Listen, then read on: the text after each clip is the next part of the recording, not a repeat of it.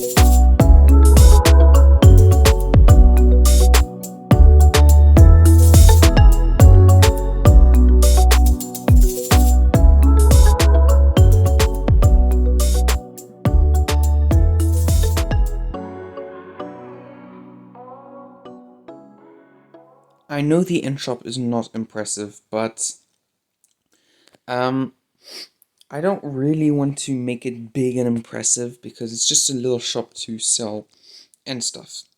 And yeah, I don't feel like grinding so many materials just to use them in the build that's gonna sell all of those materials. And yeah, I don't. It's very difficult to keep going to the end to getting sandstone.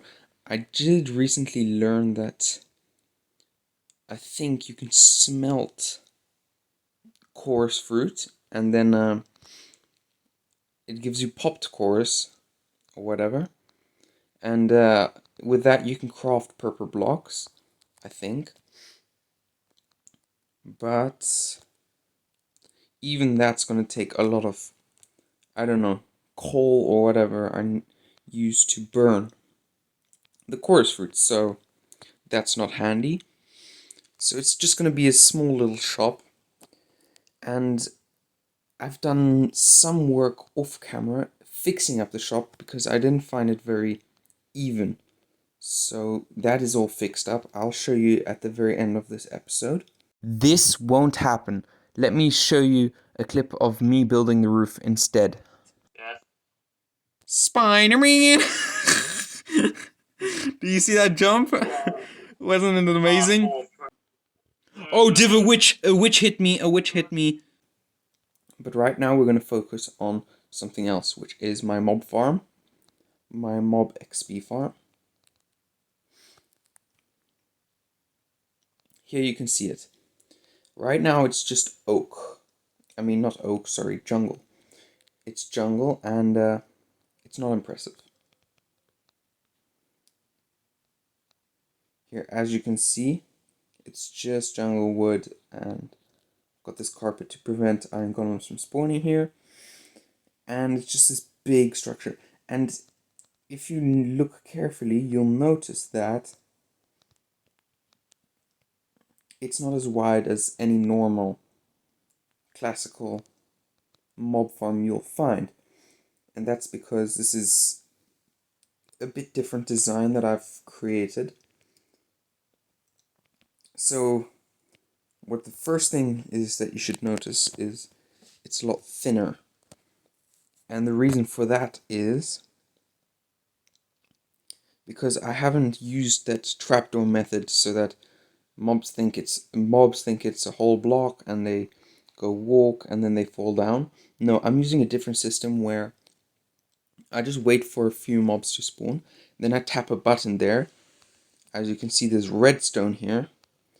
I tap a button and that sends a signal up there, which allows dispensers to drop a water bucket. And that water will push the mobs into the chute, and then they'll get killed by a trident killer. And it works. I've tested it out. It works. So it's pretty cool. And I think I'm going to make another layer on top of it to make it a bit more efficient. But right now, what I'm going to work on is this collection system. And yeah, I didn't want to put a whole bunch of not droppers, sorry. I didn't want to make a whole bunch of hoppers. Didn't want to make a whole bunch of hoppers leading all the way down here into the ground, which is going to be where the storage system is going to be. No, what I'm going to do is just have these droppers there with observers, which are constantly going on and off, and that's going to drop every item that's in there down to the floor. And what I'm going to do here is perhaps a water bucket, which is going to push everything into one singular hopper, and that hopper is going to go down to the collection system. And then I'm going to have a little ladder or whatever, get some concrete, make it look a bit the same compared to these buildings. So firstly, I'm going to show you that it works. So what we do is we turn on the trident killer, which will give us XP. It's another thing I added, a trident killer. So we switch this lever so that the trident killer, and then there's this button right here, and if you tap that, it's going to send a signal, redstone signal up, and that's going to push water, and mobs should fall down. Yes, mobs are falling down, and I'm getting experience points. Here underneath I have a minecart which picks up all the loot from the mobs, and that minecart drops it into hoppers, which drops it back into droppers, and these observers are making sure that these droppers will always drop out whatever comes into them. How did that llama get up there? And to make it meld in with the surroundings, I thought of making like this, which kind of looks like maybe ancient temple ruins, and I can make that work perhaps, which is, well, you see, the only odd thing about this is I'm guessing you'd preserve these ancient stone buildings. This is wood, which I'm not happy about, but yeah, I have these dripstone things here because I didn't want the droppers to drop the items next to this water. So like perhaps on this wood here, just fall here and it never goes down into the storage system. That was not going to be very handy, so I decided to make that and then use it. So this is, yeah, the story. This is an ancient wooden temple that is being preserved and held up by whatever this futuristic build is. As you can see here, we have an entrance. Hold on. There we go. And in this chest, you can see I have spider eye, rotten flesh. Ooh, even an enchanted bow. And yeah, I'm planning to make this a lot bigger. Maybe even have a hopper leading to chests here. And then this whole space is gonna be chests and chests full. And then I can also dig down, make some sort of staircase. And I'll have a lot of space because I'm gonna need a lot of space. This mob farm is really slow because I have to tap a button to get more things every time. And so it's not really an AFK farm. But I'm planning to put a gold farm on top so that